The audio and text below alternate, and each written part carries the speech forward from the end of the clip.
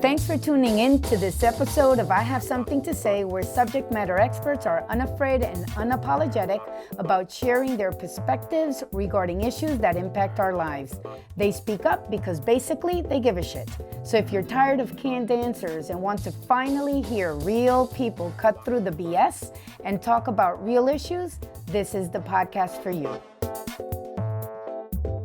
I'm your host, Sami Heyman Marrero from Urbenter, and behind our mixer is our producer, Chris Majoka from UdoU. Welcome, everyone. We are very excited today, and I'm especially excited because I have my good friend Michelle Burke, the founder and maven maker of Bossibly, and also our producer and my friend, my baby brother, Chris Majoka. On the podcast today, because we're going to have a conversation about leadership, but just not any leadership. It's about influential leadership in whatever space you navigate. Right. Yeah, you could be an influential leader. And so the maven on this topic, in my spheres of influence, it's Michelle Burke. How are you, Michelle? I'm great. Thanks for having me, Sami. This is obviously this topic is near and dear to my heart. I love this topic. And so thank you for letting me play in this space today with you, both of you. Absolutely. This is exciting because I know that your purpose in life is to equip young professionals and just people in general with the tools, and tapping into their core character traits and into their core values to maximize their leadership potential. I mean, I feel like that's in like the essence of what you do, right? It is. It truly is. And it's what I love about what you just said there is, our team is working with a gal right now who's a little lost in that. Like she's transitioning in her career. She's trying to figure out what to do next.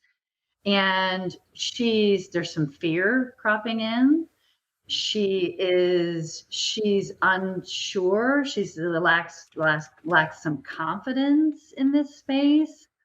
And I just got a note from her this morning so we use something called VIA, which a VIA assessment. It's your character traits. So for example, my character, how I show up is I have the courage to tell the truth and I try to make it fun or funny so it doesn't hurt as much, right?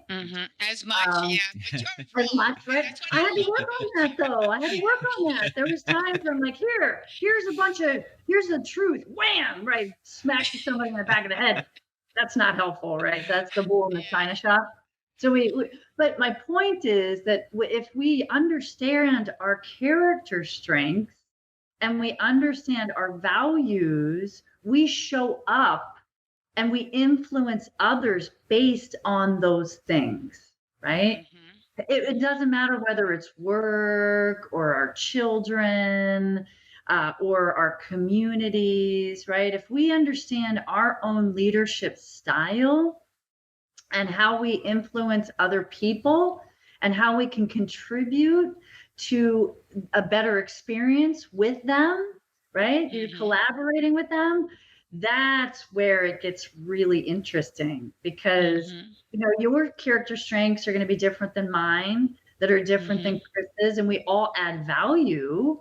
Right? We all can show up in different ways. Well, how do we influence other people with whatever it is that we're doing, whether it's our community or our kids or our work or our life? And so this young woman that you spoke to, so she went through this process of really identifying what those traits were to be able to then work around that to build leadership skills? So here's an example. So one of her traits is kindness, which is amazing, right? I can use it. It's not in my top 6, right? I'm okay at it. My husband's way better at it than I am. But hers, it's in the top 6 for her. But here's what's interesting. So much like I said, Like honesty is in my top 6. Well, I overused that when I was younger, meaning here I'm going to be brutally honest. You ready for this? Wham! And it's like setting somebody's hair on fire. That's not cool, right? That's not cool. Right. In her case, kindness is an amazing trait, but she uses it to the point where she's so kind that she forgets to be kind to herself. She forgets to take care of herself. And it's like, you know how they tell you to put the oxygen mask on yourself first in the airplane?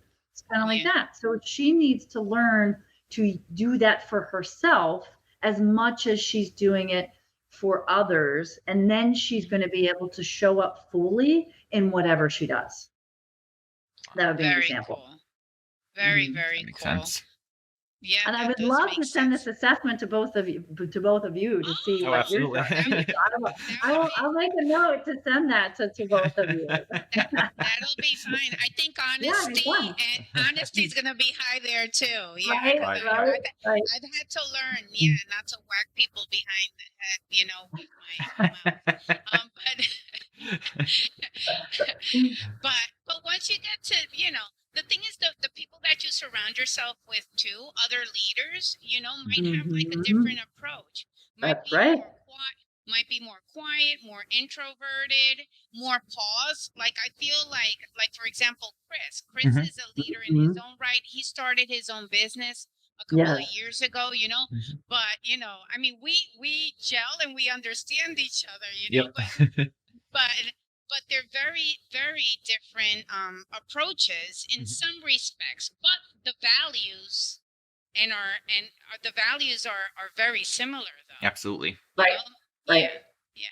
Well, and we wind up and that's how the values come in, where we wind up wanting to work with similar people, right? So if you value integrity, or you value hard work, or you value what's another good one? Well, let's play this game. So this is a good game. It's a good game. So you are forming you have a new business. You have a tribe or people around you, right? So those people that are in your business, or that you want to be in your business, what are the people that come to mind? Who are they? You don't have to name them if you don't want to, or you can. It's up to you. But what are the traits that they have that you value? Just give me a couple of them. Yeah, no, certainly. And I think I would say with the Sami and the rest of the Urbander team, who amazingly complement each other. I mean, I'm a little more like Sami in the sense of being the creative thinker, always, the 20,000 foot up view. But then she has like Shalonda on her team, who is the detail person. And so she looks at that 20,000 foot view and is like, all right, well, here are the things that we need to kind of reel in or tie it in. So I would say the people I try to align myself with have the strengths that I lack, which are more the detail oriented, the people who like to be in the weeds, and the people who like to organize and ad nauseum go through contracts and stuff. And I'm really not that person, but I have to be right now.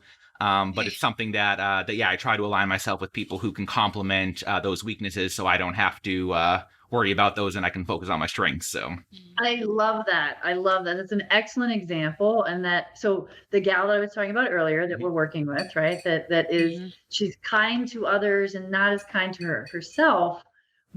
So Amy and I coach together a lot. So we tag team and work together for that very reason, what you just described. And that Amy is she's amazing at empathy. Me, not as great, right? So because I'm like, here, you need this information and you need to know all the idiosyncrasies of this. And they're like, well, I'm not ready for that. That's too much. She's much better at saying, oh, here's the information. Here's a gentle approach. And we just had this conversation this morning. And then this gal she's a caterpillar and she's turning into a butterfly, right? So with this analogy, my I want to rip open the cocoon. I'm like, come on, come out of there, get out of that cocoon, right? That's how I show up. But I'm complementing my skills with Amy's because she's doing the tap tap tap. She's like, hey, I see you in there. Come on out. Right. I know you're beautiful. I know you're amazing, right? So those are complementary skills. What you just said is a beautiful thing. And that's how we wind up influencing other people, influencing behavior, creating a community or a tribe or a team around us. And then we know we are strong in our traits. Right. We understand how we show up as leaders, but then we have a team of people around us to create a stellar experience. That's cool. Yeah. That's really cool, right? Yeah, that is cool. That is cool. I feel, well, that's how I feel about people that we work with too, including Chris. When we first met, we just had a cup of coffee, and it was great because we hit it off. After like half an hour, we're like, okay, this is a cool cat. We can hang out. Yes. And then, yeah, exactly. And then, but after that, the connection was so real and so genuine that we're like, we were intentional. Then it just triggered, very similar to when we met. Right. Yeah. We're working on a couple of things, but it's the same thing. It's like you feel like this alignment in values. Correct. That's even stronger than whatever strengths or weaknesses you might have in your character and in your skill set, that then you kind of go out of your way to figure out ways intentionally. It's like, I want to feel that more, I want to feel that great vibe and see what comes out of it, and I think that when I met Chris, one of the big things that I admired was his ability, his technical ability, really, and to really develop content and create stuff using technology. Yes. Because I don't have that skill set. I'm an old broad, right? I mean, I'm learning now, thanks to him. Yeah, right. He's dragging you along. But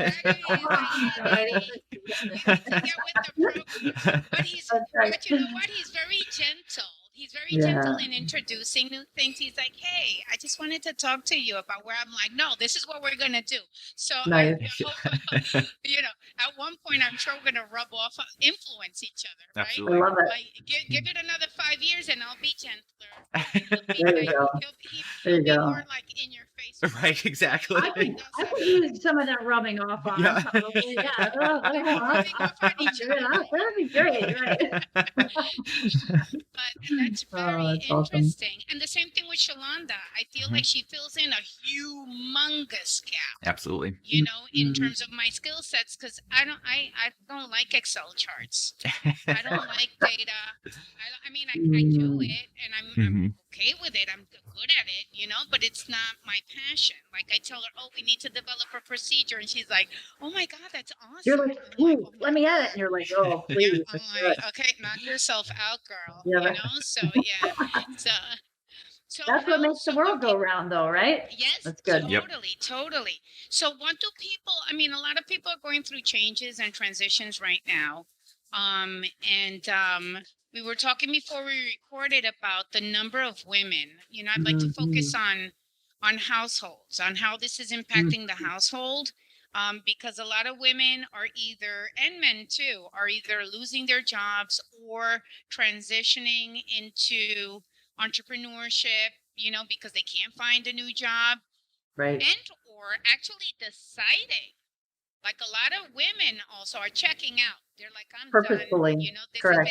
They're checking out, intentionally, because they're like, I need to focus on my kids, on stability, on our mental health care, and wellness, on making sure everyone's stable.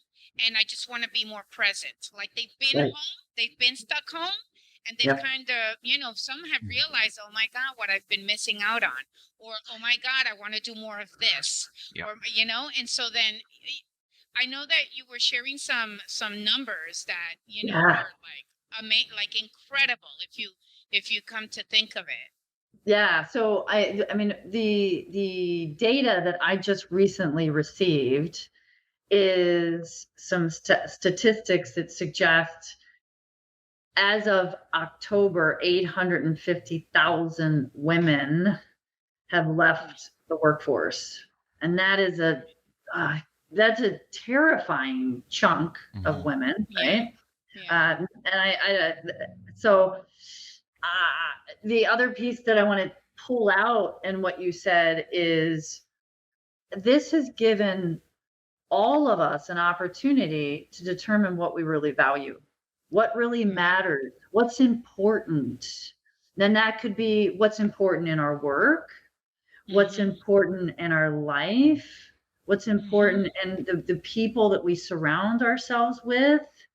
Are we doing the right thing? So there was a gal that we were working with who has decided to work part-time, and she's like, I was so lost in all the busyness that I was just on this hamster wheel. And then when those things were taken away and they fell away naturally, I realized I didn't need all those things. And I was not putting my family first. I was not putting my people first. And that can be not only in our family, but in our businesses and our work. It should be people first. We should be paying attention to the people first. And so this has allowed us to become more introspective. What do we want? What do we need? What matters? And how does that translate into what I want to do, who I want to influence, how I want to show up as a person, how do I want to lead others, or how do I even want to lead my kids, right? We were having some dialogue about so women, part of the reason that women are there's so many more women. I think there's like 24% of women leaving versus 80 some percent men, or sorry, 24% men leaving versus 80 some percent women leaving. Rough. I don't know if that's exactly it, but the women are making the conscious choice to go back to basics, really take care of their family, right? And then they're leaders in their own right in their home. Well, what does that mean? What does that look like? And I think it's, it's taking the time to assess, okay, how do I show up for my kids during this time, right? And can you lead your kids through this, right? So I'm having conversations with my sisters about the challenges that their kids are having. They're especially the girls that are in the 10, 11, 12 age range. Like they've my been daughter. they've been yanked out of all their social events. And now, now they don't have access to their friends. They're showing up online for school. How do we teach our children resilience? How do we lead with resilience? And how do we teach our children resilience? How awesome would that be? I think that's our lesson. That's part of our lesson, becoming more resilient as leaders, becoming more resilient as people, because this is a tsunami, right? This is this is a tsunami of just epic proportions. And so what does that mean? How do we handle that? How do we work through what that means to each of us, and what do we do? Yes, no, totally. And just the repercussions of it too. Because if you start thinking of, 850,000 women, and leaders too, again, in their own right at home, but also in the workforce, out of the equation in the sense where they're not showing up because they've decided to make this shift, then there goes, representation too in the workforce. It's like, I mean, physically, I mean, I hadn't thought about that, but, there's this big, movement now about actually voicing that representation matters. And like I didn't know it was this big of a withdrawal, of the female workforce. And so Now it makes me think, wow, how is that going to, well, obviously it's going to impact the household economically, but if people aren't going out, it's like I told my 11-year-old daughter, that's one of the traumas. It's like, what do you mean I can't go shopping? I'm like, where are you going? Right. Where are you going? That's awesome. You don't need Awesome. you don't need another pair of shoes. It's like you're Yeah. walking inside the house, but all kidding aside, really, it impacts relationships, It those does. dynamics also. If they're single moms, and so then how do you make a living? If they're Mhm. with their spouse, how does that dynamic go? If they're very machista, when I say machista, it's not a Latino thing. Okay. It's a society thing, right? Like that's a whole other episode, right? Gotcha. Yeah. But yeah, so then how do those dynamics change? For how long are they planning this withdrawal and coming back? I mean, there's so many questions. When they come back, what does that look like? Do they decide Well- entrepreneurship? I mean, Well, that's now some you of it. think about all these so questions. Yeah. That's it. So some of it is also they are choosing to go. They're choosing their purpose. They're choosing to step into their power for what they were designed to do. Case in point, I just had a conversation with the gal that I'm coaching today, and she said, I mean, she was a senior director in the HR space, learning development, human resource space, and she was the one that carried the water in her family for the whole time that they were married. Right. Okay, and now she went to her husband and said, "You know what?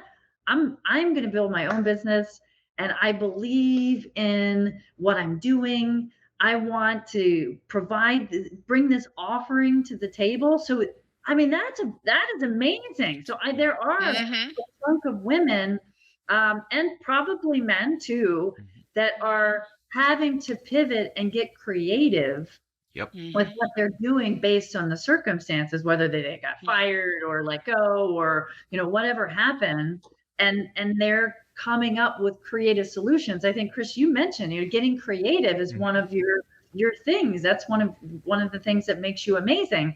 And so creative solutions is what is also happening here. So it's not necessarily all bad. I think there is stuff that's happening that is new and different because people are anchoring to what's important to them, and they're saying, "I'm going to go after it. Now's the time to do it." Yeah, I think definitely. 2020's been and Sami, I know we talked about this, I think probably on one of our roundtable conversations, but how 2020's really been more of like a calibration year, and Nice. they say 2020 is or hindsight is 2020, but Mhm. but really, and I was getting worried even before 2020 that I just felt like people's individual lives and just society in general was just on like a train that had gone off the tracks and was just at high speed, and nobody was really taking the time to see where it was going or how that it was affecting people. And COVID really forced everybody to take that time to think about what it really means, what you have to do. I told Sami, I mean, beginning of this year, I made a really big investment in a new like cinema video camera, Nice. which is great, but that's great for when you are physically out filming. Sure. And then all the events were getting canceled and stuff that I had lined up, so it was a matter of switching to the online world. And how do we figure out these virtual podcasts? Because before we were recording these in person, just audio only. Yep. And now we're doing these remotely and virtually.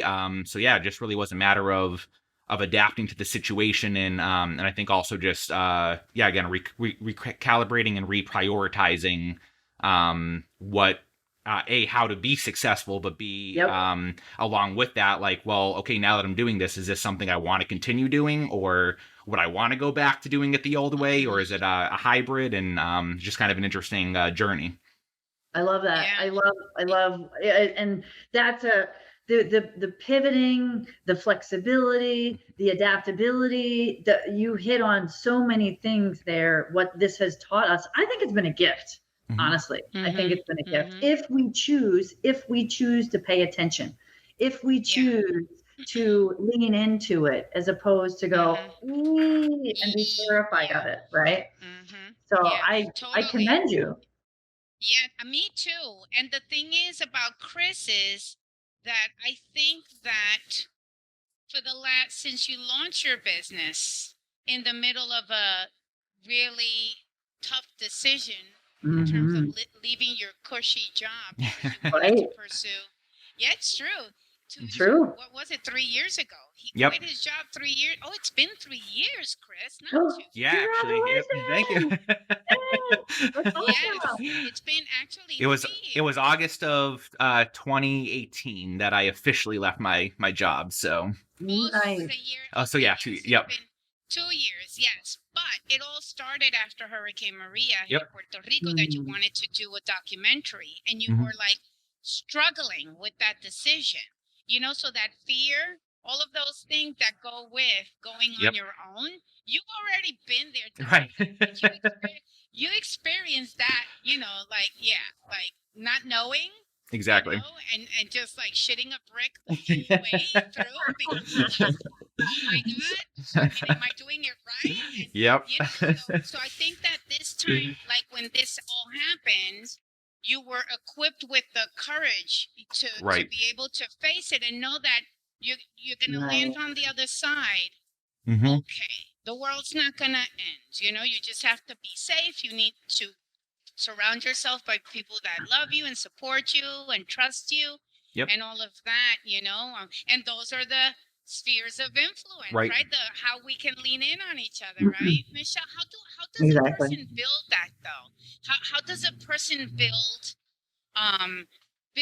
that circle and also that level of influence? Oh, that's a good question. So I think the first part is like we've talked about knowing your character strengths, understanding those. And I will send you that VIA assessment so you can share that out with people. It's free. Okay. Doesn't cost anything. Cool. I like that, right? Oh, that's And fun. yeah, Okay. it's fun. And it's also, it tells you what are the top 5 to 6 that are energizing, that are effortless, that you take for granted. We individually, we take those for granted. Yeah. And so those are, it's knowing that first, right? And so then you take that information and you see how can you, so influence, there's something called social power. Okay. And there are 5 different types of social power. There's coercive. So there are people that have led you that you can probably think of that have used fear to try to get you to do what they want you to do, right? Right. And that works. And it's all of these. So fear as an example, if a kid goes and is getting ready to touch the stove, you're probably going to use fear to say, don't touch the stove. You're going to burn your hand. It's going to be hot. Right. So that's a good use of that. That's one way. That's social power that is positive, but most people use it in a negative sense. Right. Then you have legitimate power, which is positional power. I'm your boss. Just do what I tell you to do. That's not what we're talking about. No, right? we don't like those. Right. We don't like those. No, I don't like that. Right. Now, sometimes sometimes you do it with your daughter, right? I'm your mom and you're going to do what I say, right? Yeah. So that's positional power too. But the 3 that are really, when you use the other 3, which are rewards, right? So I'm going to reward you based on your behavior. I'm going to say thank you. Like, how many times have you worked with people where we just neglect to say thank you? I appreciate you, right? So using that, or a thank you note, that's old school, right? Yeah. Sending a handwritten note saying, I really appreciate what you did for me. Like that's using you take your character strengths and then you use rewards when you're working with your team, with your people, to influence their behavior and work together, right? So that's the third one. Then expert power, like you have expertise, and like I have my expertise, like Chris has his expertise, right? We're sharing this expertise with the world. right? And influencing other people. And then the last one is referent power, which is influence, right? So I'm going to influence other people so there's two different types of, have you heard of the golden rule? You're familiar with the golden rule? Well, there's a golden rule. I just learned about the platinum rule. So check this out. I'm all ears. The golden rule is treating others the way you wish to be treated. That's easy for each of us to do because we know how we want to be treated. Right. All right. Now, the epitome of emotional intelligence and influencing other people is when you use the platinum rule. And the platinum rule is treating other people the way they wish to be treated. Now you have to figure out, Chris, how do you want to be treated? Right. And to me, I have to figure out how you want to be treated. And that is right in the heart of inclusion and diversity, right? Because, I have to assess, I have to ask questions. I have to open myself up to something other than how I want to be treated. I have to learn how somebody else wants to be treated, right? And so when you use those things, you use your own character strengths with the social power that is influence and expert and reward. I mean, we might use fear, we might use, but we don't want to use those as much. If we anchor to the social power that allows us to lean in to how other people want to be treated, that there's magic there. There's some wow. Oh my God. I think that was awesome. And in that platinum rule, right? Is caring. Yeah. Why do you do it? You should be doing it just because you care. Right. Empathy. Empathy. Some people might have some hidden agendas and different values because there's always a snake. Right. Snake that creeps into there. You got to watch out for those. But in essence, if you do go out of your way to try to treat people how they want to be treated, then it's because you really do care. I mean, because you need to invest time and energy in that. Wow.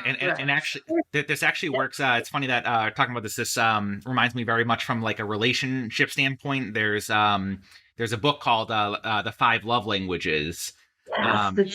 And essentially, it's how your partner wishes to be treated or communicated with, which are like words of affirmation, like touch, quality time.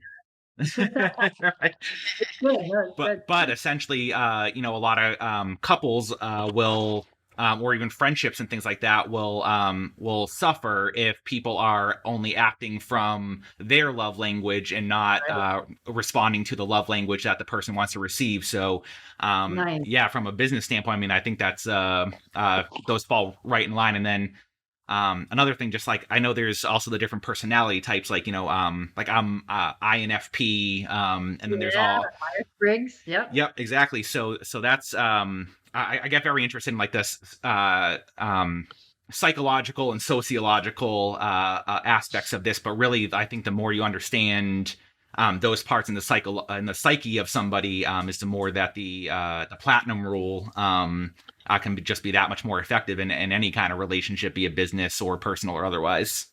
Yeah, totally. And it'll come naturally too. The more you practice it. Right. Yeah, right. It does. And here's the cool thing. So people will ask me, well, how do you find out how other people want to be treated? That's a good question. Right. And so something as simple as, and this is, I think this is Ken Blanchard. I'm not entirely sure. Somebody's going to check on that for me. But if you ask these 3 questions when you're working with, you could be working with your boss, you could be working with your kids, you could be working with your spouse, right? It applies. You could work with your client, with your customer. These 3 questions: what should I start doing? What should I stop doing? And what should I continue doing? Right? Because now it's not about them. It's about you. It's about how you're showing up. Right. And like the stop doing, the way when somebody's like, well, I don't know what that means. I'm like, okay, is there a pet peeve that is there some kind of, am I hitting a pet peeve of yours And maybe I send way too many emails, which I do. That's a lot. So if that's a pet peeve for them, right, then I'm driving them nuts, right? And then I'm not treating them the way they want to be treated. They want less email. Don't send me all this nonsense. I don't want all that email, right? So those 3 questions are a great way to find out how they want to be treated, how you're showing up, or should you be making adjustments, and should you be modifying your behavior so you can work with them better. It's a really cool way to do that, That's right? really cool. It's so easy too. It is. It's so easy. It's hard to implement because maybe you'll get an answer that you don't want to hear, right? Ooh, true. Well, that's why it's so hard to align with the platinum rule. But it's an easy way to assess and to know where you stand with this person, to ask, I love that, where to start, what to stop, and what to continue. Look at that. That's awesome. Yeah, awesome. This is not that complicated. Right. No, it's not. We make it complicated. Yep. We totally make it complicated. But you know why it becomes complicated too? Because I feel like character and values, you're right. We're going back to that because it's like, where do you land in that spectrum? Yep. In terms of, are you very Gandhi-like, which no one's the same, right? Gandhi-like, or are you very Gotti-like? Like the mafia. And that's the thing. So it's like Gandhi, or so everyone's somewhere in the middle. Hopefully, more leaning towards Gandhi-like, right? But that's I think the biggest issue too is wanting to participate, wanting to collaborate, wanting to influence, wanting to bring people together and understand what makes you tick. What am I doing wrong? How can I make it better? And try to treat others as you wish to be treated, but also treat them as they wish to be treated. That's right. Finding that out when you're in these spaces and not everybody's on that page. That's right. That same page, That's correct. So what do you do? What do you do with the snakes? So let me understand the question. If somebody else isn't on that page, is that the question? Yeah. If someone else is not on the page, or you're in, because I know what I do, but I want to hear from you. Maybe I'm a little abrupt, because I call them on their bullshit in 2 seconds. Maybe I shouldn't be doing. Right. But my question, so then how do you navigate that when you're in a space and you're trying to do the work of advancing, right? Relationships, of advancing, collaboration, of advance, and coming from a good place, not a corrupt place. And you identify and this has happened to us just recently, I'm talking about, Chris, right? And then all of a sudden there's like a red flag. And you're like, oh, snap, wait a second, something here, it smells nasty, so it's probably, right, a big dump just now. And it's like, oh, my God, how do we pull away? How do we, without affecting, how do you say, reputation? You know what I'm saying? Because yes, I do. These people are in the ecosystem, so you kind of have to deal in some way, shape, or form. So that's really tough. And so it is. It is. And so I would say, so there's a couple of different ways to look at this. What you're describing is part conflict, right? There's some conflict that could be happening there, and then there's some communication that could be happening there, right? And so if in a perfect world, we would become assertive to be able to hold our own boundaries while respecting those of others. Right. However, in a stress response, like some folks may be more passive in a stress response in a conflict situation, and they want to retreat. So the long way around the barn is conflict resolution techniques for stuff like that, and conflict and communication in tough situations. The simplest way to describe it is to assess your wants and needs along with their wants and needs, and have an assertive conversation with them. And I was in positions where I had individuals coming to me. I had one individual coming to me and just screaming at me, just super mad, using all kinds of expletives, which I won't use here, although I do like those. You're allowed to. Okay. All right. Yeah, to me too. Yeah, and so at the time, I acquiesced because I hadn't learned those different techniques. I was more passive. I backed off. Now I've learned the ability to say, hold on, Steve, I don't agree with you. Here's why I don't agree with you. And so I think on our journey, as we become better listeners, communicators, conflict managers, right? That's all part of our work as leaders, to understand how to do that work. Yeah. And it's not easy, but it can be if we move into an assertive approach where we're mindful of our own behavior and someone else's, and we can negotiate that behavior. Once we learn how to do that, we can use that in those situations. Otherwise, it depends on if someone's passive or passive aggressive. There's different ways to match those individuals if they're not meeting us where we are at that given moment. Yeah, totally. Yeah, I totally get that. And I think that's, for example, that's something that I've had to work with too, is my approach, because I could be very curt and to the point sometimes, but I've learned, and it's practice. My dad used to say, my dad used to say this joke about the tourist that asked the cab driver, "Hey, how do I get to Carnegie? How do I get to Carnegie Hall?" And the cab driver says, "Practice, practice, practice." That's awesome. Yes. That's fantastic. That's awesome. And it's that, really, you have to practice that muscle. And you do. A lot of totally it is do. a lot of how do you say, testing, Yeah, cause and effect. Okay, if I frame it this way, how are people going to react? I'm like, oh, that didn't work that well. I won't do that That's again. Right.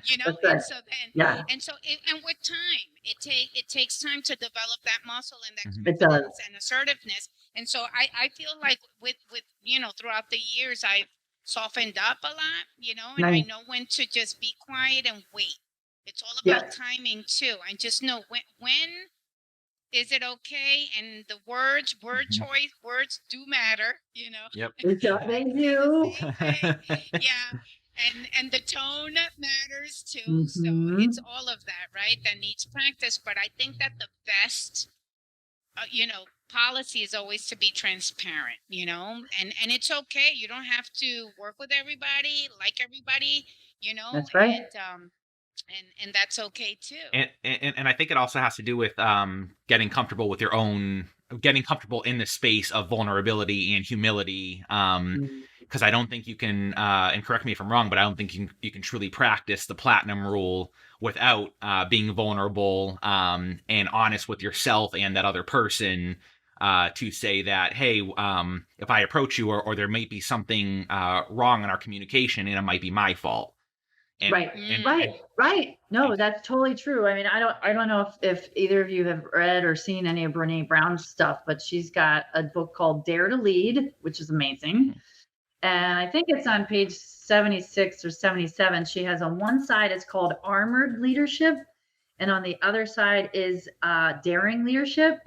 And she gives examples of what each of those mean, right? When we're armoring up, it's generally because there's some work inside that we need to do that in order to change our own behavior. And so to your point, Chris, saying, oh, did I screw up here? I mean, it's the cool thing now to say vulnerable, probably. Right. But it's harder to say, like, those three questions. What am I doing to contribute to this situation? Right. And earlier we were talking about conflict, and when people aren't on the same page, you can diffuse it by saying, how have I been part of this? What have I done? Did I screw up? Can I Yeah. fix something here? Right. And then Yeah. it brings it down to a level where Mm. you're not pouring gas on the fire, Mhm. right? Yeah. You're putting that fire out because you're like, oh, she's talking about her own behavior. Yeah, it's me. Yeah, Yeah. it's me. Let's make it about me. I think to that point, I follow kind of an influencer named Gary Vaynerchuk, or Gary V. He's an entrepreneur, but one of the biggest things that I think I learned from him that I apply to my business, and granted, I work for myself. I bring in people on a project by project basis as needed, but I think as a leader, the biggest thing is just if you can get comfortable with saying that everything that happens, good or bad in the business, falls on you. That's right. Mm. And it's when you see other people like, oh, well, if they had done this, then I could have done this, or if my employee had done this, or if this person had was doing their job, but at the same time, in the same sentence, you are the owner of your company. So if somebody's not doing what they're supposed to be doing, that's probably a lack of training on your behalf, or a lack of insight into the person you hired. But at the end of the day, it all falls on you. And when you can lead from that viewpoint, I think that's where you can have that humility and just already resort to that right away and be like, okay, what can I do to fix this? Because clearly this comes from me. That's right. Well, it's like my boss is an asshole. Oh, wait, I'm the asshole. Exactly. Exactly. Oh, so funny. But the thing is, people respect that. I think that's where and right, influence, I guess, is tied to respect. Sure it is. Because I think I think that's, I just had an aha moment. Yeah, You don't have to like me, but at least respect me. Yep. Right. And so then I think that's something that I value, respect. Yeah. Right. And trust. And trust. Oh, Yep. yeah. Trust is a given. We wouldn't even have conversation. And actually, it's so funny because every time we engage with like a new client, for example, and they're like, "Oh, so send me a proposal. Like, let's do a retainer." And I'm like, "Well, we're gonna do like a 3 to 4 month engagement." And they're like, "What are you talking about?" And I'm like, "No, let's do 4 months because we're gonna start by dating." Because Nice. it's a two-way street. True, it is. I want to be able to sleep at night. I'm not That's going to right. jump into bed with you because you look cute. That's right. And Exactly. and you could pay for our I'm just not going to go there because I don't want to be 3 weeks down the line saying, "Oh my God, That's right. What have I done? I need to gnaw my arm off here. I saw the red flags. I kind of sensed that we weren't aligned in terms of values, and so, but, in a respectful manner, and we've done it, withdrawn completely, say, hey, this is not working out. I think our values are not aligned. Here's your money back. Did you say you're fired? Right. Yes, I'm like, yeah, you're fired. Yeah, exactly. Well, you know what the funny thing is about strengths? Yeah. I mean, as loud and obnoxious as I can be, sometimes I don't like confrontation. I really don't. And so then when the times that we've broken up like maybe twice in the last 12 years with people because we're pretty good, I feel, judge of character. Right. But anyway, I sent Shalonda to do it. She told me, what do you want me to do? That's right. Like, break up with them. She do that. It's not you, it's me. Right, exactly. It's not you, it's me. Exactly. Maybe you should have them take the love languages first. Ooh, right. Here, client, take the love language. See if we're going to love each other. Right. Yes, totally. You know what? It's funny that you mentioned that because we're working on a project actually with a friend out in Atlanta, and we were talking about having the people that we wanted to bring onto the team take one of these assessments, not in our Nice. core groups, Sure, but sure, in sure. additional partners and Mhm. stuff. And Sure, it's because of sure. that, just to Yeah, figure out, that's where right. where Right. they Should we work are. And together? Can we do the yeah, dance? heart, Mhm. Yeah, like head, heart, and gut. yeah, To yeah. make Nice. sure that that's all aligned. So I this is love that. great. This is really good. So to wrap up, when we talk about influential leadership, aside from the three questions, as I think it's Yep. brilliant, Mm, in terms of practicing, um, mhm. tapping into how people want to be treated, what would you say are some key takeaways or key things that people can do now as they transition, Yeah, to make sure that they continue to exercise their influence and leadership powers? yeah. So the three key takeaways I would say to this conversation would be number one is understand your own character strengths. So I'll share that BIA assessment with you. That's a Yeah, really we'll good add the way link. to We'll add it. Yeah, I was understand gonna that. say. Yeah, we'll add that Yeah. link. And that tells you what is effortless and energizing for you, that it comes natural. And then you take that, and that's part of what defines you as a leader in whatever space you're leading, doesn't matter. Mhm. Then you apply you not just the golden rule, but also the platinum rule. The golden rule is Mhm. easier than the platinum, right? The platinum is treat others the way they wish to be treated. And so then you're practicing empathy, and you're being vulnerable by asking. So that was the second point, is the platinum Mhm. rule, golden and platinum rule. And then the third is, how do you do that? How do you practice that? Well, then you ask those three questions. What should I start doing? What should I stop doing? What should I continue doing? And you could, if you don't like the word should, you could do, what could I Mhm. do? Right. What can I stop? Right? Mhm. Those three questions that help us understand how other people show up, what they want, and then you'll be able to influence the behavior, your community, the team, your children, right? I mean, it just hits on so many facets in our Yeah. work, our life. That I love that. Thank you so much Absolutely. for this like crash course Right. tapping into being better leaders and better Mhm. influencers. I think that, as we look at 2021 right around the corner, and look back into the last year and where we are, it's a good time to really think about, Mhm. how we're It going to is. tackle this new year ahead of us, which is still very uncertain, Mhm. and how we show up, and who we want to influence, and what our purpose is, moving Exactly. forward. Right? Yeah, Absolutely. this Exactly. is Who do we want to fantastic. be, right? Who do we want to be? Yep. Mhm. Yes, totally. Thank you so much, Thank you for Michelle. having me. Absolutely. Yes, Our this was so pleasure. Thanks for calling, Chris. Anytime. Bye bye. See you later. Thank you, Bye. Michelle.